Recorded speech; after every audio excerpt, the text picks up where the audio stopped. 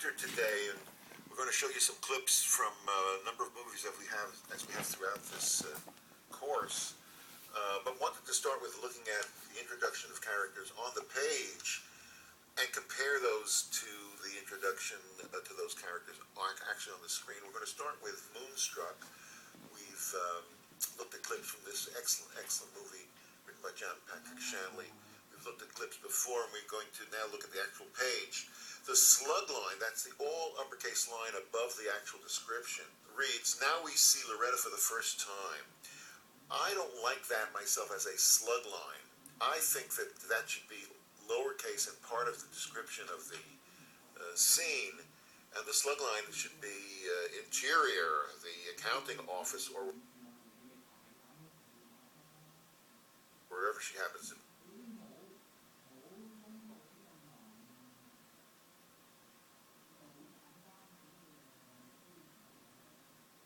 be located, where she is doing this accounting, entering figures in the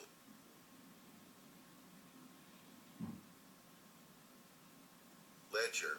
But again, writers have the right to use whatever format they want. From time to time, I'm approached as a member of the faculty here at UCLA, and sometimes as a member of the Writers Guild, to attempt to codify, to come up with hard and fast rules, to explain for everybody exactly how they should engage format.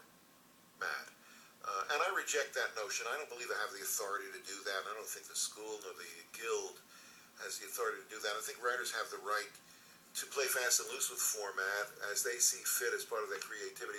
Having said that, though, I must say that the two really important principles about format have to do with, first of all, clarity, and second of all, professionalism. Let's start with second of all. Second of all, professionalism. You want to look like a pro.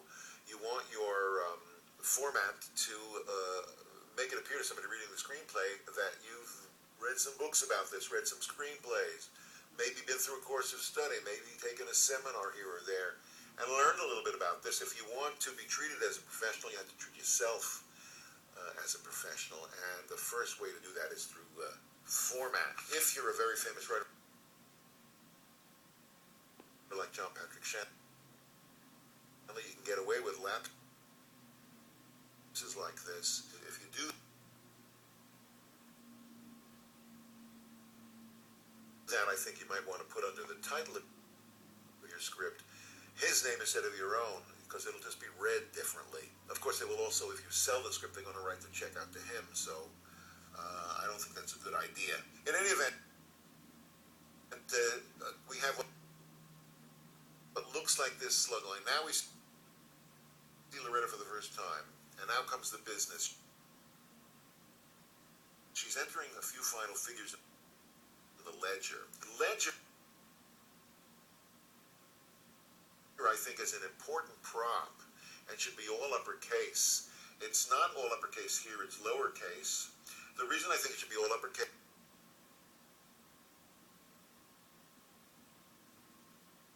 is that it alerts the unit manager to the presence of this prop and his need to tell the head of the property department, you got to get a ledger into this scene. But of course, we're not writing for the unit manager. We're not writing for the property master. But for the same reason, it leaps out to their attention, so also does it leap out to the attention of the person we are writing for, and that is the reader of the script. She's looking at this, and she sees Loretta, and she says ledger, and she figures out what's going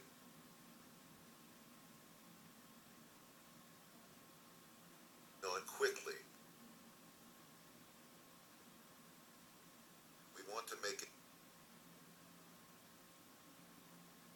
accessible.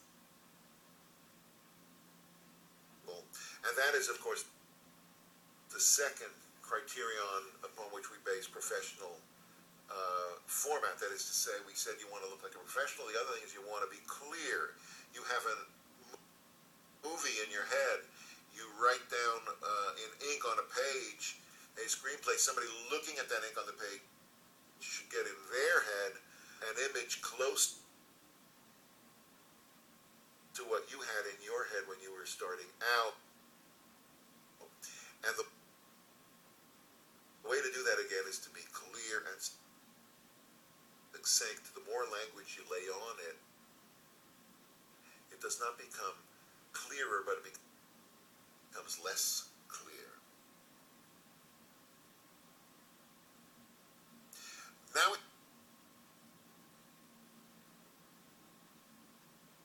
we see Loretta for the first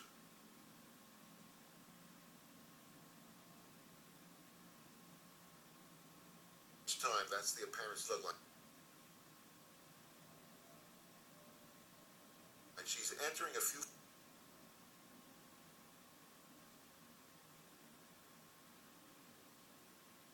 final figures of the ledger. Ledger all uppercase. I also think that instead of she's entering, we should say she enters.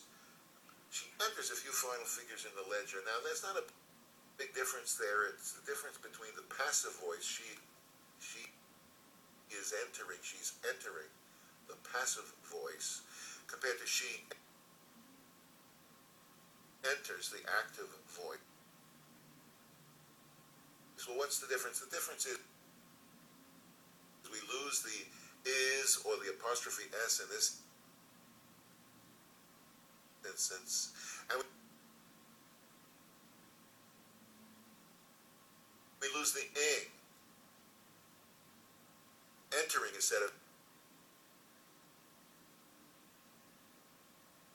entering, it's enter. She enters is shorter than she is entering, isn't it?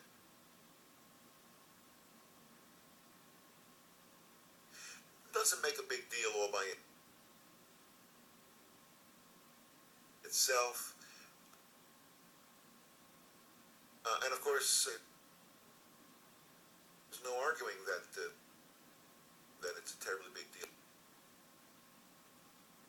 But we also have to recognize that it's not all by itself. It's part of the whole picture, and cumulatively, collectively, this can add up to quite a substantial portion of a page, just changing from passive voice to active voice. A good way to do that, by the way, is to avoid all of forms of the verb to be. Don't use is, don't use are, A-R-E, and you'll avoid passive voice. She goes is better than she is going. Beyond shortening the script by a third or a half of a page or even more, because this is something that you're going to be doing throughout the script. It also makes a script more active. That is to say, this is the active voice, and if you write in the active voice, it makes the script more active. That is to say, gives it better thrust, gives it better affect, stronger momentum, better heft and weight than when we use the passive voice, which is, well, aw, shucks, what else? It's passive. Active in drama, clearly on its face, is more desirable than passive. So, not she's entering a few final figures in the ledger, but she enters a few final figures in the ledger. Loretta is Italian. This is the first time we're meeting her, and her name is all uppercase.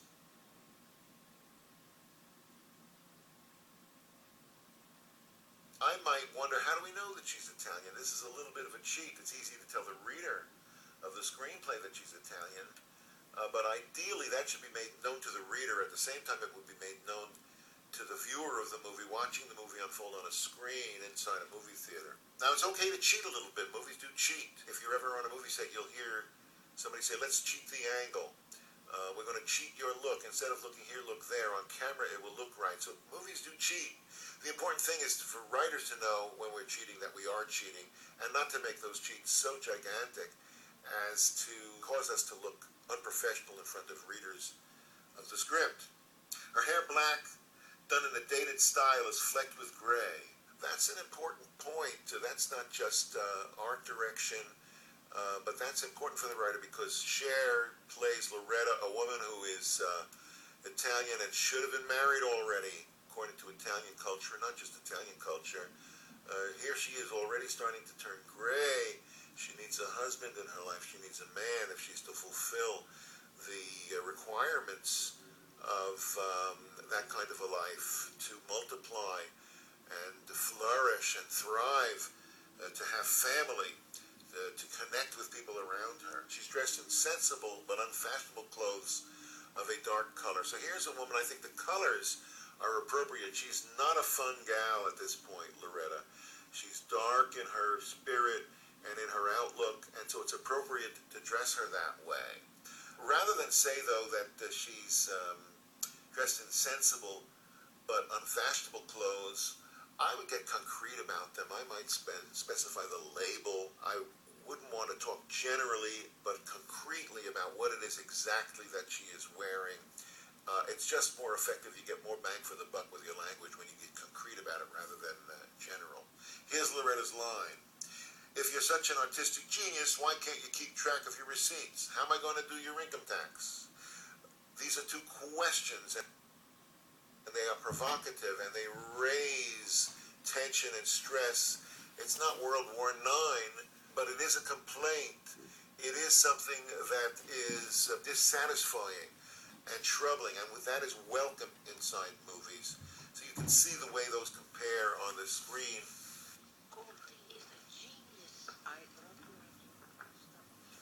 I am a genius.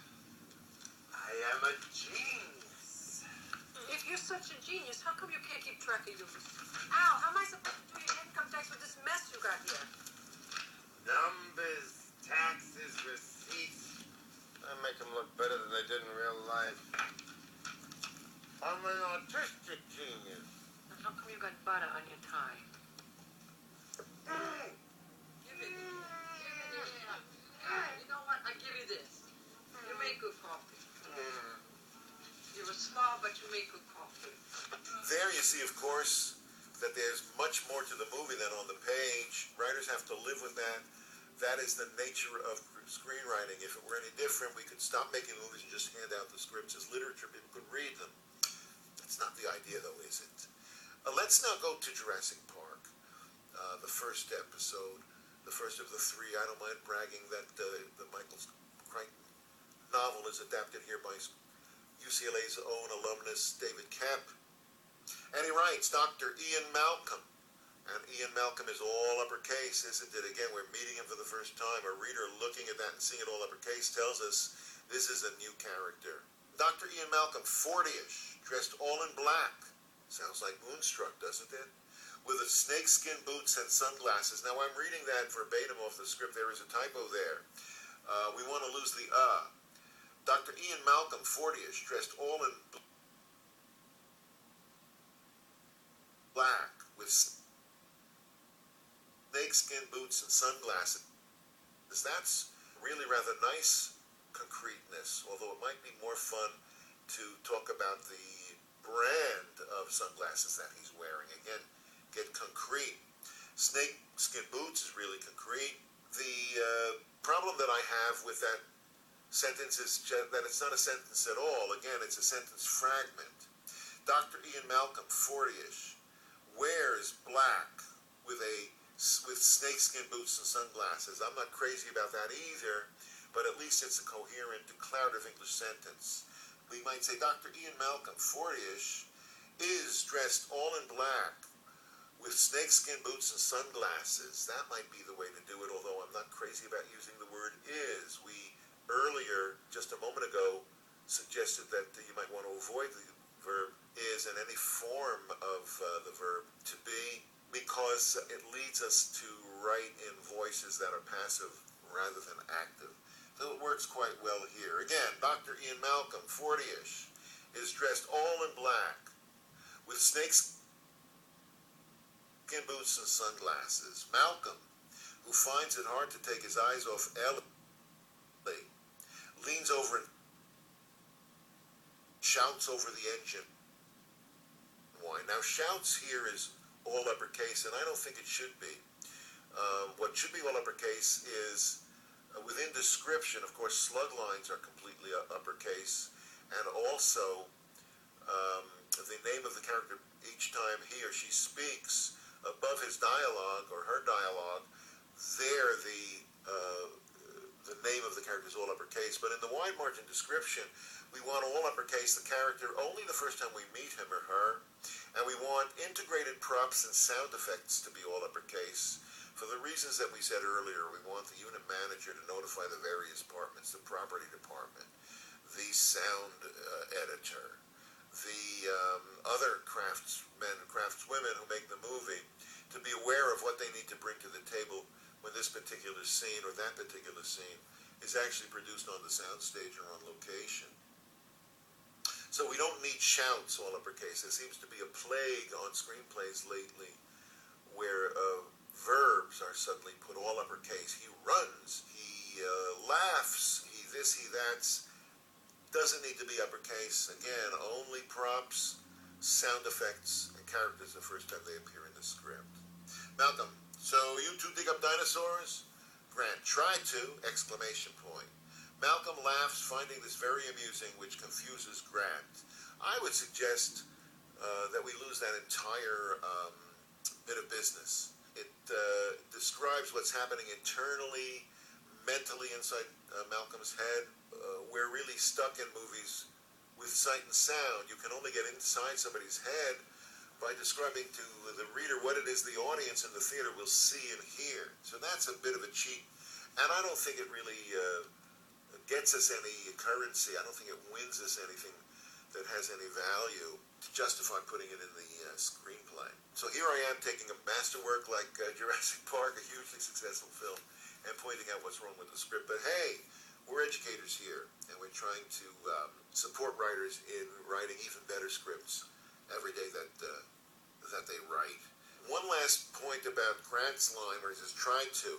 A writer less capable than David Koepp would have underscored the word try, or would have put it in italics. I think it's a mistake to use italics anywhere in a screenplay. I believe a screenplay should be written as if it were written on a typewriter. That is to say, you shouldn't do anything with your word processor that a typewriter can't do. Don't boldface it, don't italicize it, don't write margin justify it. The reason that I suggest not doing that is that it makes it look as if the language on the page isn't enough, that it needs help. It's just one hair away from having illustrations in the script, graphic illustrations. I've seen that in screenplays, and to contain that in a screenplay is the equivalent of having the screenplay flashing in orange. Amateur, amateur, amateur, amateur. It just gives away the writer's an amateur if she or he puts illustrations. A little less offensive, but still offensive, is using computer tricks, bold-facing, changing fonts, and doing stuff like that. We've seen the page with Loretta introduced in Moonstruck, and we've seen the clip from the movie. We're going to look now at the clip from Jurassic Park, which translates this page that we've just examined here from the actual script onto the screen.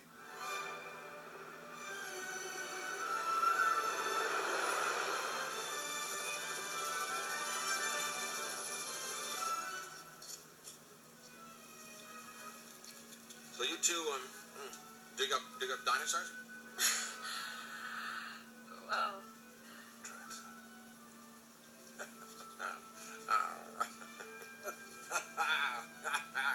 You'll have to get used to Dr. Malcolm. He suffers suffers from a deplorable excess of personality, especially for a mathematician. Chaotician, actually. John doesn't subscribe to chaos, particularly when it has to say about his little science project. Odswallow, Ian, you've never been able to sufficiently explain your concern. Oh, John, no. Because the behavior of the system in space. A load, if I may say so, of fashionable nomenclature. Well, You wouldn't do Dr. that. Sadler, Dr. Grant, you've heard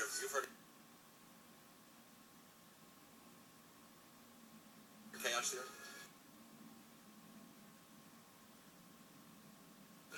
No. No, nonlinear equations. Strange attractors. Dr. Sadler, I refuse to believe that you aren't familiar with the concept of attraction.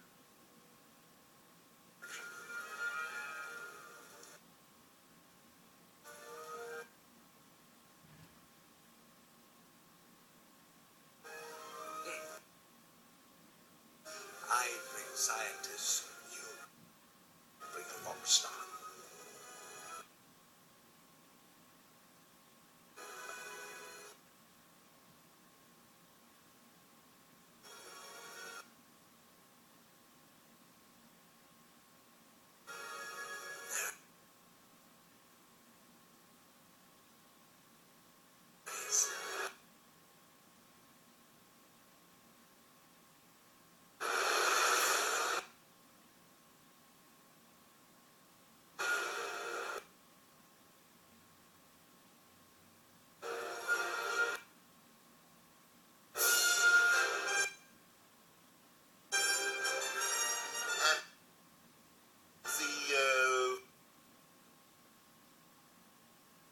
The beginning, a very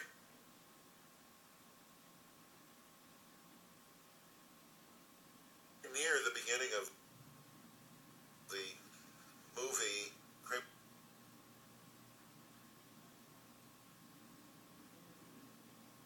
versus Kramer, when Dustin Hoffman, playing Ted Kramer, the young boy's father, has to take care of the boy when he realizes the next morning when he wakes up that Meryl Streep, Mrs. Kramer, has not come back. After all, she in the past has gone off to her mother's or wherever, but she always comes to her senses and comes back to the apartment. No, not this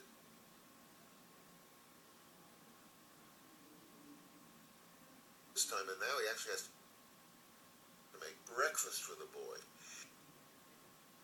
And we learn that he's a stranger in his own kitchen.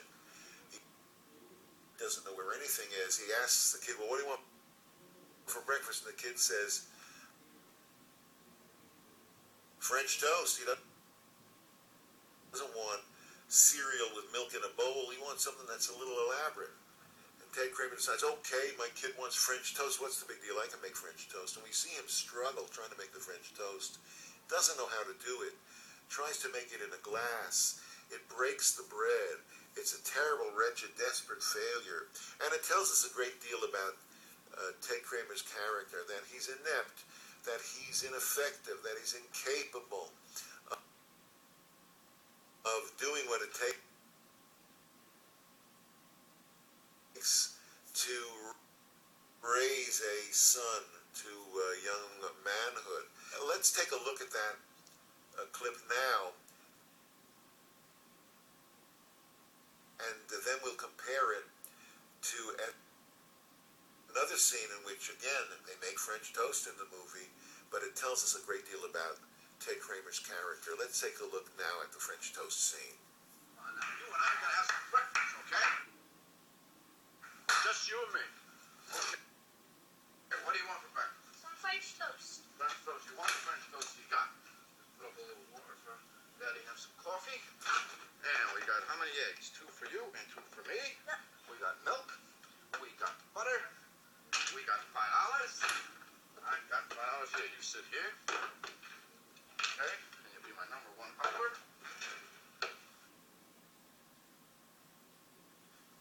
Okay, now watch this. One hand. Here we go. Did you know that all the best chefs are men? I bet you didn't know that, did you? Isn't this terrific? This is terrific. We got to do this more often. Got some shell in there. It's all right. Makes it crunchier that way. You like your French toast crunchy, don't you? All right, I'll tell you what. Why don't you beat them? And I'll get everything else going. What time do you have to be in school? Okay, so Gotta get this shit on the road. I got a shower and shave, shampoo my hair. And I got people to see, and Daddy's got to bring home the bacon. Not only does he bring home the bacon, but he's got to cook it too, doesn't he? We're having a good time. Now, we're going to keep the stove. pan. Stove. Okay. First thing we need is a nice hot fire. No, you're not doing it right. You're not doing it right, but you gotta do it fast. The rest is the rest. So the gaki part gets dissolved. Then you take the bread and we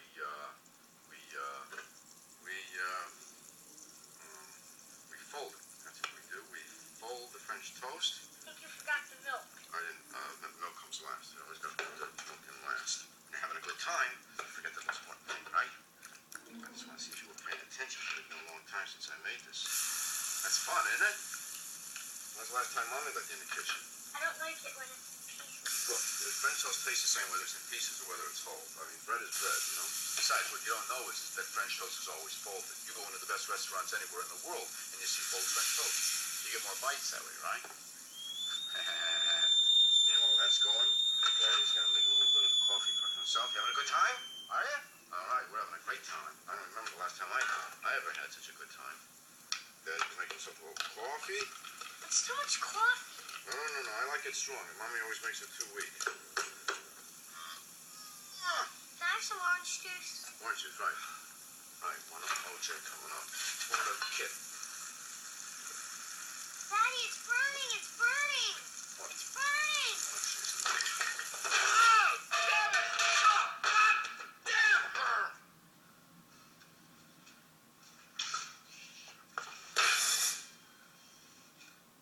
Just take it easy. Maybe you'll do this fine. We're terrific. It's gonna be terrific. Just take it easy. Just take it easy. Nothing's the matter. So that was the first scene in which French toast is made in the movie, and as I indicated to you, it just shows what a klutz, what an incapable father Ted Kramer is to his young son.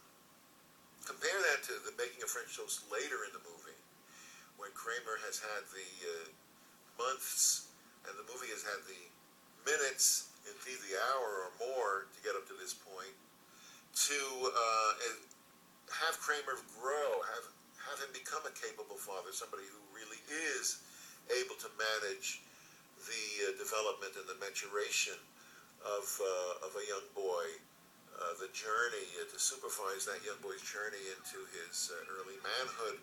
And how do we learn that? By the making again of French toast. This time they work at it together. He knows that the eggs go in a bowl. He knows exactly where that bowl is. He knows how to drench the bread. It's a great example of how movies take little things and make them big. Most people, certainly many people, think that what's special to movies is their ability to take the gigantic thing and make it small, to fit the towering inferno, the high-rise that's engulfed in flames, to make it small enough to compact it and compress it so that it fits inside a movie theater on that screen. And certainly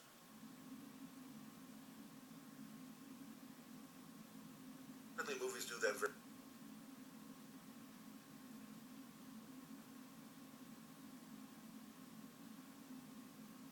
very well. Certainly movies most effectively can take an image of a ocean liner crashing into an iceberg.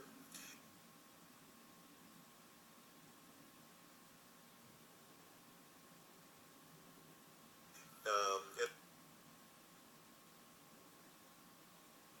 a manner that no other format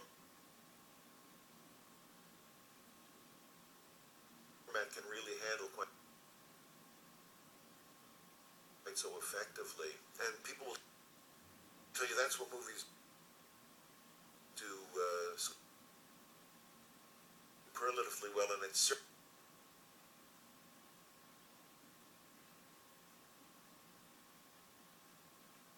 certainly true. But there's something that movies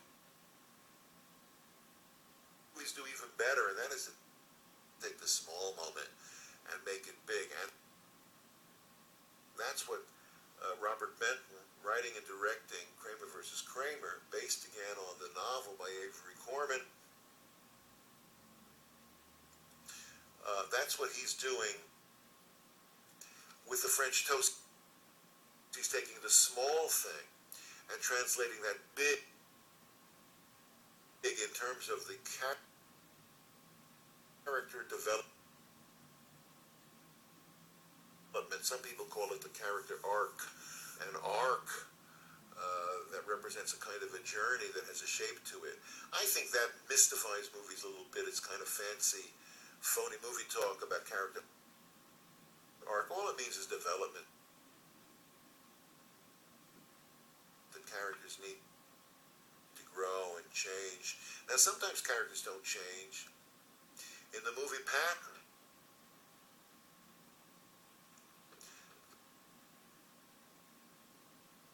character portrayed by George C. Scott is very much like Patton at the beginning of the movie as he is at the end of the movie, and yet we come to know more effectively how he came to be what he became, why he is who he is and what he is, and we have a greater understanding of him even though he doesn't fundamentally change. But very often characters do change, and Kramer is a perfect example of that. Ted Kramer has moved from ineptitude as a parent into great capability. Let's take a look at how that is all revealed in the second French Toast scene from Kramer versus Kramer.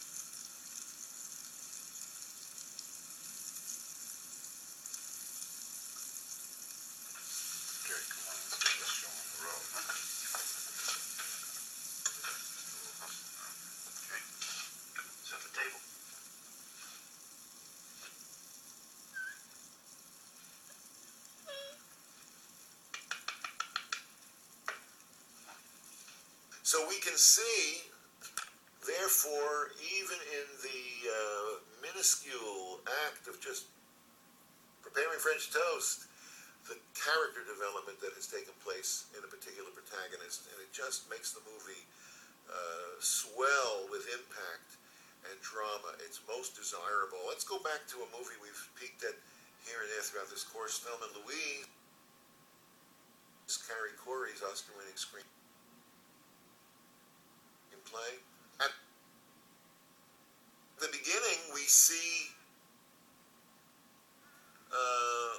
Louise is really in charge. And Thelma is terribly afraid and skittish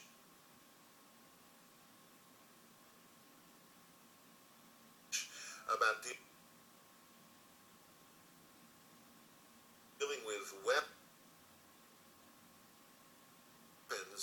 We see this when they engage in the very simple act of packing their bags for their journey. Doesn't seem to be terribly exciting to contemplate watching people pack their bags to go on a journey, and yet, because it moves the story, because it expands the character, because it tells us information about these characters, it's very dramatic. Let's look at the opening then, where we meet Thelma and Louise as they pack for their journey, and we learn in particular about Thelma's aversion to weapons.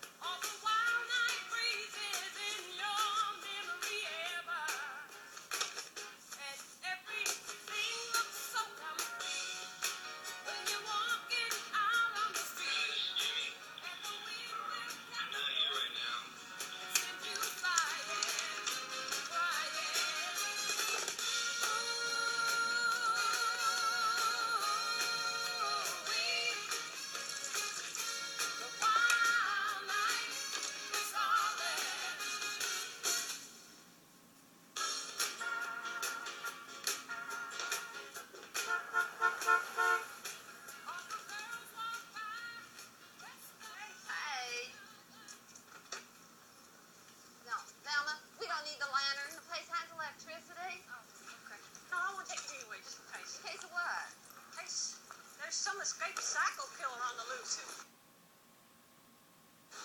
cuts the electricity off and has to come in and kill us. Sure, Thelma, well then that lantern coming real handy. Maybe we should just tow your car behind. In case it steals a spot. Our plugs. We have to. We can barely makes it down the driveway.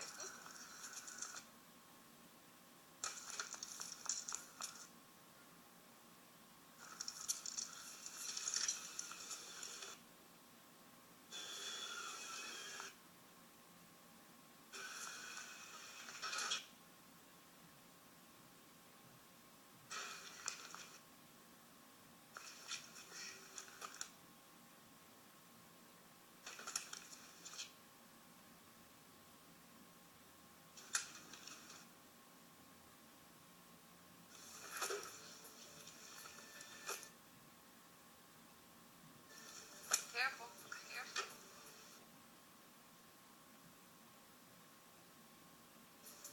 All right, everything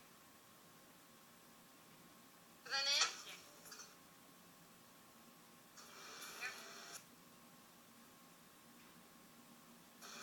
Here you go.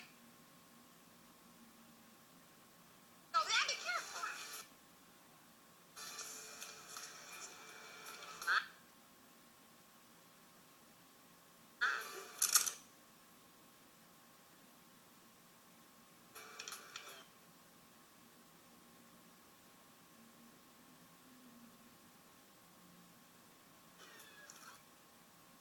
At the end of the movie,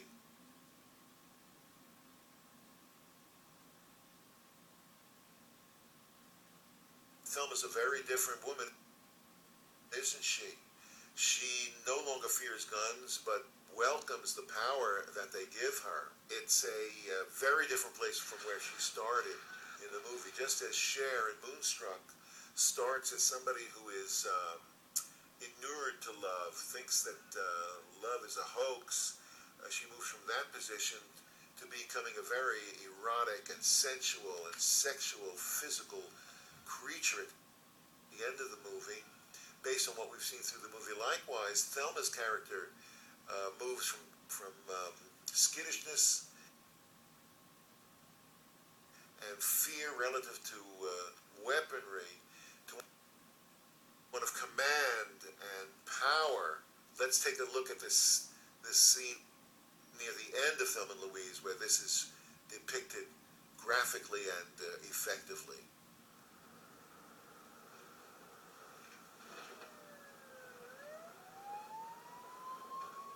Oh, shit. Thelma, we're getting pulled over. Shit! Shit! What do you want to do? What should we do? I don't know. I don't know. Oh. All right, we'll just go play by ear. Maybe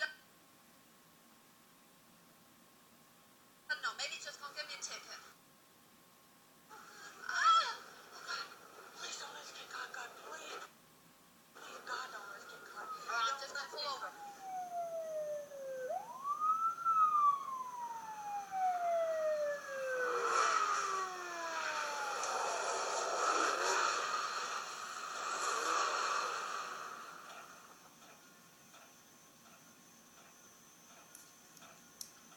Turn off your engine.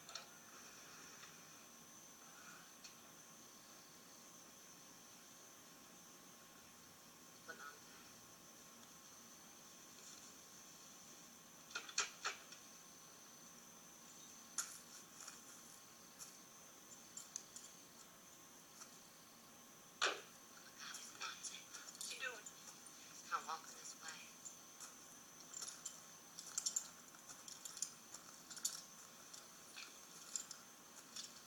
Hello, officer. Your problem? Want to let me see your license, please? Right. Yes. Want to take it out of your wallet, please? I told you to slow down. Officer, I told her to slow down. She did. How fast was it going? About 110. Oh, Want to get out of the car? sure.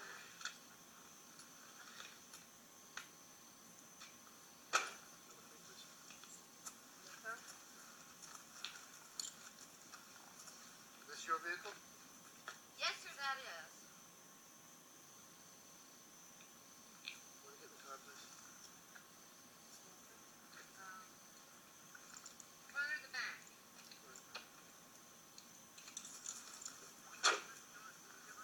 Want to take off your eyewear, please? Yes. Am I in trouble, officer? As far as I'm concerned, yes, ma'am, you're in a latitude. Hello, this is 9-8. You want to step back and get in your car again, please? Officer, I am so sorry about this. Would you let go of that? Now, I really, really apologize. But would you put your hands on the steering wheel? See, if you get on that radio, you're going to find out that we're wanted in 2 states and probably considered armed and dangerous. At least I am. And then our whole plan's just going to be all shot to hell. Boys, take his gun.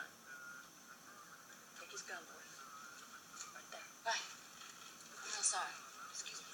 Step out of the car.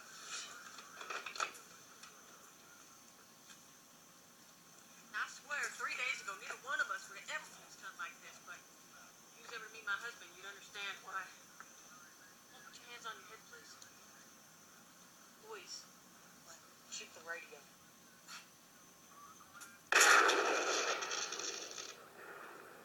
The police radio, Louise. Jesus I'm sorry. Christ.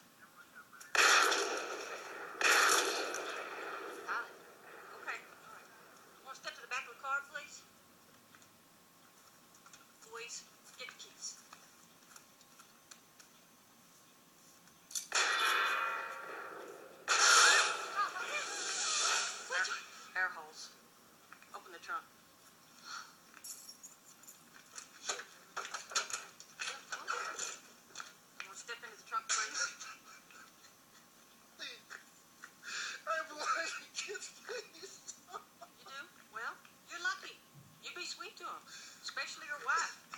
My husband wasn't sweet to me. Look how I turned out. Now go on. Get in there. Oh, wait, sir. Wait, sir. Excuse me. Oh, wait a minute, officer. Could I have a belt, please? Extra ammo. Good idea. And could I trade glasses with you, maybe? Thanks. That it? Okay. Officer, I'm real sorry about this. I apologize also. Go.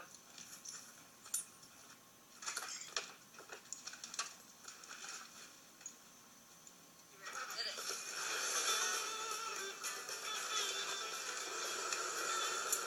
No, I know it's crazy. I just feel like I got a knack for this shit. I believe you did.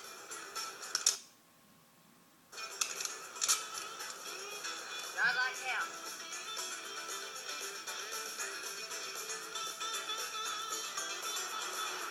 So we can see now that Thelma is no longer working for Louise, but it's the other way around. She's really in charge now. The two characters have reversed, and they have taken their own fate quite literally into their own hands. It's a demonstration, again, of characters developing, growing. That's one of the major principles that I preach relative to character. Again, a character can remain the same. We gave you the example of Patton. We've demonstrated that characters do need to arc, do need to grow. If they remain the same, that's okay too, as long as the audience is given a better understanding of how they came to be, who they are, and what they are. Let's talk about two other principles relative to character that I hold really, really close to my heart, and I urgently attempt to persuade writers to embrace. The first of the two is no stereotypes. I can't tell you how often I find stereotypical characters inside movies. And I'll say to the writer, if I'm working with that writer, why the stereotype? And the answer that I get is the perfect answer, except it's the perfect answer for why there should not be stereotypes in the movie. The writer tells me that because it's a stereotype, because we already know everything that there is to know about that kind of character, it's very efficient, it's very economical, it moves a lot of character freight without a lot of ink on the page, without a lot of time in the movie. But in fact, such characters in movies, stereotypical characters, cliche characters, we already know everything there is to know about them before we even meet them, they're about as interesting in movies as they are in real life. Have you never had the experience of being stuck on a plane next to somebody who insists on telling you the story of his or her whole life while you're making the journey to Pittsburgh or wherever you're going to? It could get pretty tedious to have some stranger suddenly tell you everything there is to know about him or her in real life and in movies. Have you ever been stuck in a bar next to somebody who insists on just spilling out every detail about their life to you so that you know everything there is to know about them before you've had any time really to spend with them? Not interesting, and that I think is one of the major reasons that stereotypes aren't interesting. And another reason that they're not interesting is because they're so familiar, which is in the nature of stereotyping. The fun is when you take stereotypes and you turn them on their head. A nun who is a baseball fanatic, who knows the statistics of the teams, the players, going back to the 1937 World Series and so on.